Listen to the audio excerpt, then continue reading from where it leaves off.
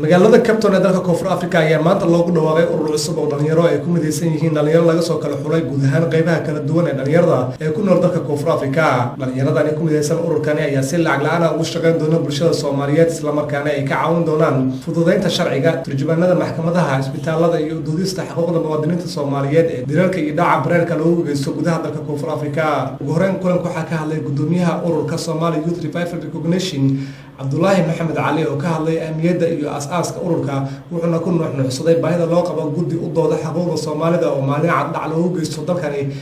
waxaan macnaha aan isugu imaanay oo dhalinyarada Soomaaliyeed markay dhibaatooyinka ay u dulqaadan waayeen ee isugu yimideen fikradii ay isu keeneen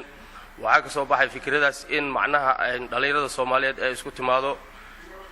si ay macnaha caqabadan hortaale ay uga bixi lahayd ay uga gudbi lahayd meel waliba macnaha ay joogtana Soomaalida in macnaha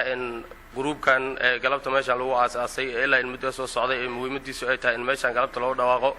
Soomaalida meel waliba ay joogto in macnaha inaan gaarsiino dadka dhibaataysan oo waddanka ku dhibaataysan ka soo qaba macnaha dhibaatadan oo macnaha noo keento waxay tahay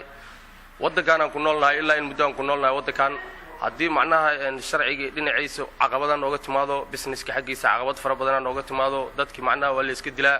dhibaatooyinkaas maadaama aan dulqaado weynay waa isku imaanay waxbaan fikir aan iska dhaadhacsiinay fikirkii ayaa inta ka soo baxay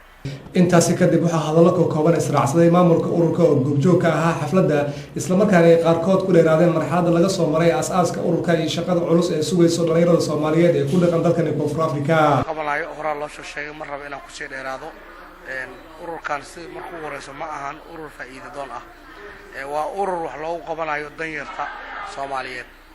sida dadka locationada joogo sharciyada ku dhiban dadka sida macna darada ah locationada loogu dhibaateeyo isbitaalaadka u baahan ama saanaqada turjumaanta hanaqato caawinta dhaqaatiirta hanaqato dhaqaatiirta freega oo voluntary ku shaqeeya wadankan sidii aan maarto waxyaabahaas wax u qaban ayaan u istaagnay anagoo ah dhalinyaro Soomaaliyeed iskaashanaysa. ururka magaciisa waxa la yiraahdaa ururka dib u heshiisiinta dhalinyarada Soomaaliyeed gudaha iyo dibaddaba ujeedkan kala nahayna waxay tahay inaan ku midayno fikirka dhalinyarada Soomaaliyeed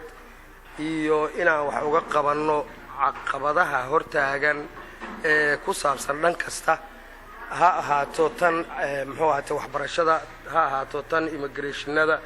ha ahaato tan isfahamka iyo luqadaha aanay fahmeyn iyo meelaha ay wax uga baahan yihiin in laga caawiyo iyo haddii Ilaahay idmo intentionkeena dambe oo ah inaan maaragtay ummadda Soomaaliyeed dalkii jirta xitaa aan wax gaarsiino ay baahida iyo dhibaatada ay hayso. ugu dambeyntii waxaa xafladda soo xiray Cabdiqaadir Maxamed Ali Baakay oo kamid ahaa aasaasiyaasha iyo isku dubridka ururkani wuxuuna kula taliyay dhalinyarada in laga gudbo khilaafaadka baabi'iyay dalkeena loona baahan yahay wax qabad muuqda. waxaan leeyahay dhammaan ummadda Soomaaliyeed meel kasta joogto hadday ahaan lahayd waddankan Koonfur Afrika hadday ahaan lahayd wadamada kale ee horumaray dhammaan qaaradaha caalamka in ururkani uu yahay urur opened ah oo qof waliba uu u furan yahay ayadoonan jirin wax la yiraahdo nin jeclaysi wax la yiraahdo dhaqaalo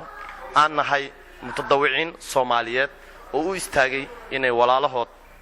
dhibka meel kasta uu ku hayo ay ku caawiyaan dhammaantiina aad ay u mahadsantiin.